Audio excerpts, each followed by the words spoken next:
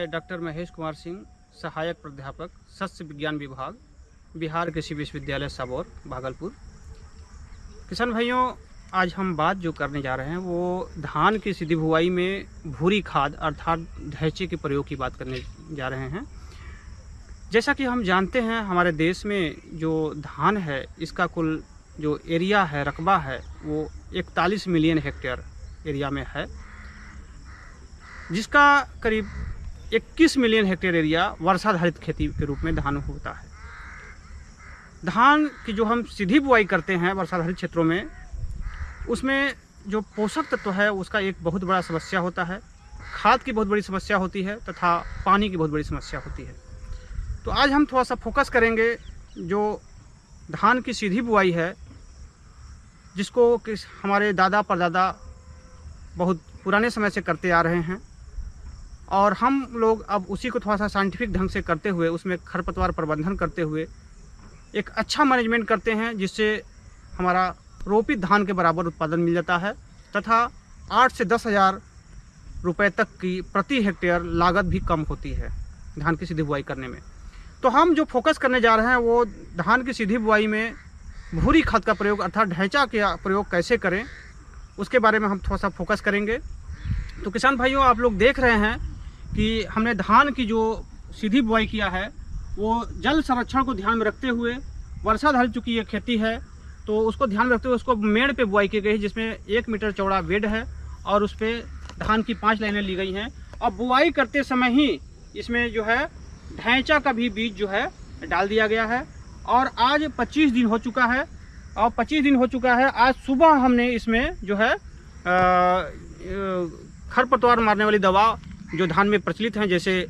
बिसपायरिवेट sodium जो बाज़ार में नामनी गोल्ड ओडिसी के नाम से भी उपलब्ध है, या 2,4-D, या फिर हम पायरजोसल्फुरान का भी प्रयोग कर सकते हैं। अर्थात धान में खरपतवार प्रबंधन के लिए की जाने वाली कोई भी हर्बिसाइड हम लेंगे तो स्वाभाविक है कि धान का जो अदर खरपतवार है वो तो मरेगा ही, ढैंचा भी आसानी से मर जाता है। तो आप देखिए कि इसमें हमने आज सुबह जो है 25 दिन चूँकि हो चुका था, तो आज सुबह हमने इसमें ढैंचा में जो है धान की खरपतवार को मारने वाली दवा हमने दे दिया है, और ये जो है लटक करके जो है नीचे को हो गया है, और कल तक ये धीरे धीरे मुरझाना शुरू हो जाएगा। मुरझाना तो आज ही शुरू हो गया है, लेकिन कल तक जो है ये बहुत हद तक गिरेगा और धान पूरा लाइन क्लियर दिखने लगेगा। क्योंकि हम 25 दिन पर ही इसमें 25 से 30 दिन पर हम इसको ढैंचे को जो है हम खेत में मिला देते हैं, दवा के माध्यम से दवा छिड़क करके हर्बिसाइड को स्प्रे कर देते हैं, जिससे कि पौधे पर जो है कंपटीशन न डेवलप हो। क्योंकि अगर हम बहुत ज़्यादा देर करेंगे तो पौधे पर कंपटीशन डेवलप होने लगता है और पौधे का टिलर, धान के पौधे का जो टिलरिंग है वो प्रभावित होने लगता है। तो जैसा कि अमूमन हम देखते हैं, जब हम धान की ढैंचा को जब हम ग्रीन मैन्योरिंग के लिए रूप में लेते हैं, हरित खाद के रूप में लेते हैं, तो करीब 55 से 60 दिन पर हम खेत में जो है इनकॉर्पोरेट करते हैं, खेत में उसको हम मिलाते हैं। तो उस समय जो है 80 से 85 किलोग्राम नाइट्रोजन जो है वो ढैंचा जो है एटमॉस्फेरिक नाइट्रोजन को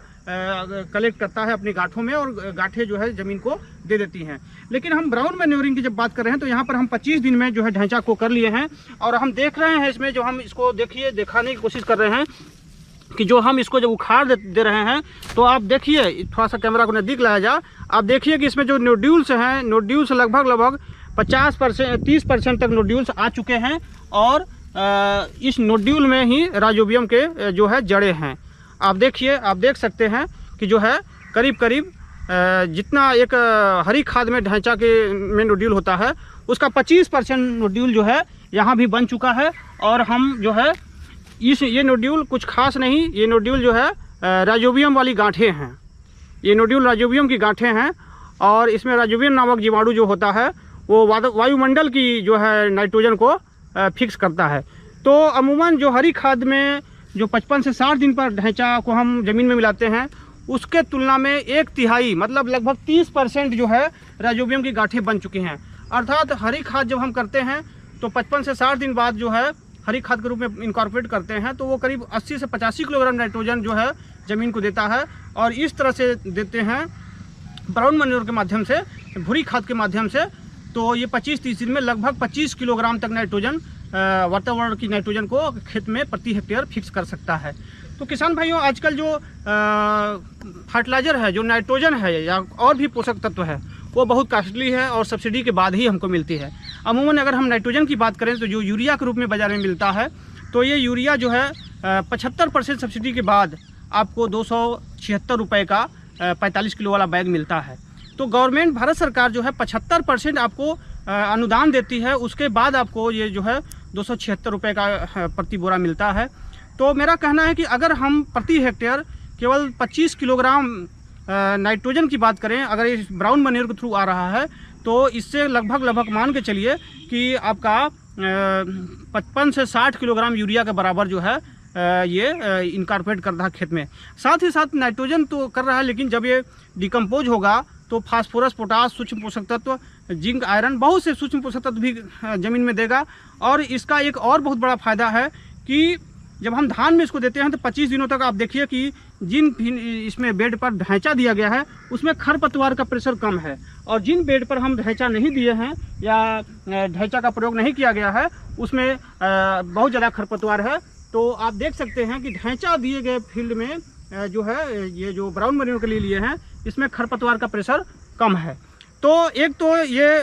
डायरेक्टली जो है पोषक तत्व प्रदान करता है, साथ ही साथ जो खरपतवार है, खरपतवार को उगने नहीं देता।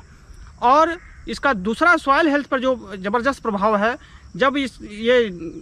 जो है डिकम्पोज होगा धीरे धीरे, तो ये जो है विभिन्न प्रकार के जो बायोलॉजिकल एक्टिविटीज़ है उसको बढ़ाएगा। तो इसमें आप देखेंगे कि इसमें जो सूक्ष्म पोषक तत्व हैं वो भी बढ़ जाएंगे। साथ ही साथ जो माइक्रोबियल एक्टिविटीज़ है, बहुत से प्रकार के जो लाभदायक जीवाणु हैं, उन बैक्टीरिया हैं, फंगस हैं, उनकी पॉपुलेशन बढ़ जाती है ज़मीन में। तो इससे सॉइल हेल्थ में इंप्रूव होता है। साथ ही साथ जो हमारे सॉइल फ्लोरा और फौना है उनकी इंक्रीमेंट होती है, जैसे कि अर्थवर्म है, जिसको केचुआ कहते हैं। अब कुछ दिनों बाद हम देखेंगे इसमें जब डिकम्पोजिशन शुरू होगा तो जो जनरल सोइंग होती है, फ्लैट में सोइंग होती है, बिना ढांचे की बुआई होती है, उसके तुलना में इसमें जो अर्थवर्म की पॉपुलेशन है, जो केचुआ की पॉपुलेशन है, वो धीरे धीरे बढ़ने लगेगी।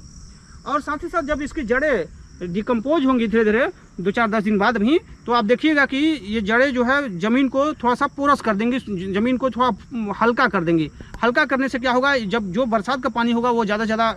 एब्जॉर्ब करेगा, ज़्यादा से सोखेगा, और ज़मीन में जो वाटर होल्डिंग कैपेसिटी है उसको मेंटेन करेगा, मृदा की जो जल धारण शक्ति है उसको मेंटेन करेगा। साथ ही साथ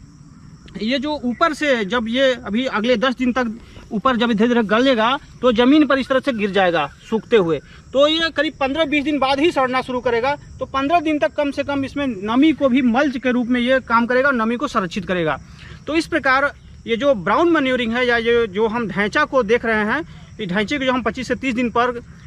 इसमें ब्राउन मैन्योरिंग कर रहे हैं, मिक्स कर रहे हैं हर्बिसाइड को डाल करके, तो इससे जो है पोषक तत्व तो मिल ही रहा है, साथ में इसमें जो है मल्च का काम कर रहा है, और ये जो खरपतवार है उनको भी नहीं उगने देता। साथ ही साथ जो इससे इवेपोर ट्रांसपरेशन होता है, जो मृदा के द्वारा जो नमी का क्षरण हो रहा है उसको भी नहीं होने देगा और रोकेगा। तो इस प्रकार एक ब्राउन मैन्योर और इसके फ़ायदे अनेक हैं। तो हमें अपने किसान भाइयों से हम अपील करते हैं कि धान की जो सीधी बुआई करें, उसमें बुआई करते समय ही ढांचे का प्रयोग जरूर करें। धान की सीधी बुआई के लिए हम लोग 25 से 30 किलोग्राम बीज का प्रयोग करते हैं, उसी समय करीब 25 से 30 किलोग्राम ढांचा का बीज जो है खेत में छिड़काव कर दिया जाए और उसके साथ बो दिया जाए। और जब 25 से 30 दिन का बुआई हो जाए उसके बाद आपकी ढांचा जो है पर्याप्त मात्रा में ऊंचाई ले लेता है, इसमें राइजोबियम के नोड्यूल भी बन जाते हैं। उस समय आप धान में प्रयोग करने वाली कोई भी खरपतवार दवा, जैसे पारजोसल्फुरान है या बिस्पारिक सोडियम है या इवन 2,4-D है, कुछ भी हम जो धान के लिए रिकमेंडेड हर्बिसाइड है वो अप्लाई करेंगे, तो इससे ढांचा अपने आप स्वतः हम ज़मीन पर गिर जाएगा, मर जाएगा और धीरे धीरे अपना डिकम्पोज होता रहेगा। और इसमें मौजूद जो राइजोबियम की गांठें हैं वो पर्याप्त मात्रा में 25 से 30 किलोग्राम तक नाइट्रोजन तो ज़मीन में उपलब्ध करा ही देंगी। साथ ही साथ और जो मृदा संबंधित लाभ है वो भी किसान भाई आप लोग को मिलता रहेगा। धन्यवाद।